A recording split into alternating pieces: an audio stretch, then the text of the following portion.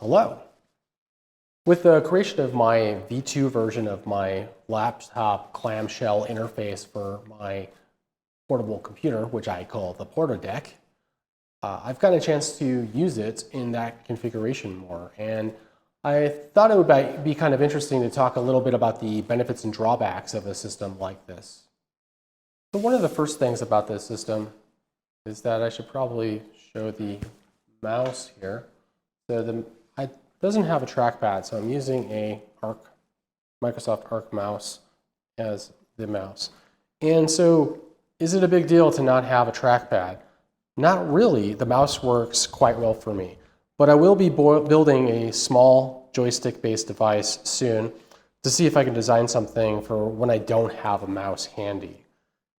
Joysticks are less effective from a usability perspective, but I always like how the IBM ThinkPad nipple could keep your hands at your keyboard instead of having to take them off of it. Another thing is there's more setup time. This is effectively a basket of parts that I move around all over my house when I'm moving around. So if I'm on the couch or I'm in my bed, I'm moving a basket of computer parts between locations right now. And everything is extremely fragile at the moment. This is all smoke and mirrors in a lot of ways. So I have to be careful. I also have this tethered connection. This is essentially, this is a cable that connects the monitor and camera. It's a USB-C, a HDMI, and a USB for the camera. And while I could go wireless, I don't consider this cable to be a huge drawback. I'm sure this might be a deal breaker for some, but honestly, not a big deal for me. I think having a great keyboard matters. Another key point for me is that laptop keyboards are not great. The layout can be problematic with keys overlapping, like the function keys and the home keys, and the feel of the keys can be lacking as well. I prefer the tactile nature of these keyboards better than what you get on a laptop. I also really like this Lenovo 700. This has turned out to sound great. The battery life is really, really phenomenal. I don't need to charge this very often, if at all, really. It holds charge for a while. And the sound is great. The one issue here is that the Bluetooth sometimes lags a few milliseconds behind. And so sometimes I actually have to shut it down and reboot it to get the audio and video back in sync. Another great thing I like about this is the quality of the video. The KYY 4K monitor looks great, has high resolution and vibrant color. The one drawback here is because it is not a traditional laptop, I don't have brightness controls on the keyboard that control the monitor. I could probably find some kind of answer here, I don't know. But honestly, it's not a big issue for me. It's just a minor inconvenience. This Logitech Brio 4K has worked great as a webcam. I definitely feel that it blows a laptop's camera out of the water. It also has Windows Hello support and 4K resolution. One of the main reasons I designed this way is a cool lap. Keeping the interface separate from the computer keeps a potentially hot computer off my legs. I also designed the computer itself to have ample cooling. I frequently needed a laptop cooling pad with laptops, and this reduces the need for a bulky device and active cooling.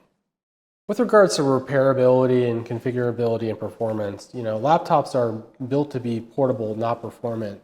And I definitely noticed the difference between a desktop and a laptop machine.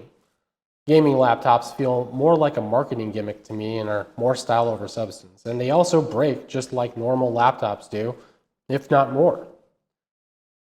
Configurability and being able to swap out parts is part of the main reason I am going in this direction. I've already done it a few times already and plan to keep evolving the system as I go. Occasionally someone will bring up the Framework laptop with me, and I appreciate the shout out to the Framework people. I think they're doing really cool stuff, but this isn't really what I'm after.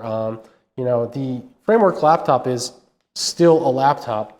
It still has the same power, heat, and underperforming problems that a laptop does. And the choice in a Framework laptop is not much of one. I can only choose from the options available from the company and at a premium. So with version 2, I want to talk a bit about the lessons learned. While the design proves out the concept, there are a number of issues. The design is quite fragile, and I have to be very careful moving it around. None of the parts really interface well, and it looks like a laptop, but I wouldn't leave the house with it. I spend a lot of time working on hinge designs, both here and here. I actually couldn't find any good designs for compact friction hinges that I could integrate from a 3D printing perspective. But then I found a cool paper from a PhD student talking about various hinge designs for IKEA, which led me to a design for a conical friction hinge. This involves 4 parts: the inner hinge, the outer hinge, and 2 conical hinge pins, which allow you to adjust the friction with a screw. The amount of friction I was able to get with this design was significantly better than previous designs, which involved springs or O-rings to provide the torque. There's also a lot of material in the hinge itself, meaning that it feels quite robust and can hopefully take a beating. After realizing just how strong this design could potentially be, I started thinking about some of the issues I've been having with my metal laptop hinges. The use of VHB has not been a good long-term solution. I need to design facades over the top of the hinges and the aluminum plate as well. And because it is a complicated part with a lot of detail, getting the parts to work in the laptop has been a lot of iteration.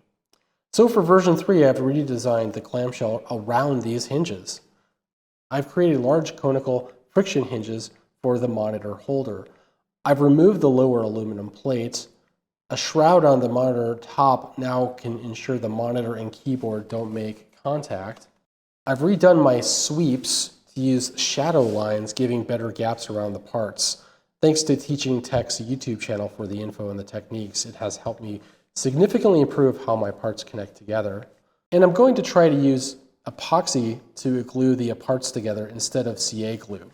My hope is this should provide a significant improvement. We'll see how this new version works out, but I think the main thing I'm excited about is the conical hinge design.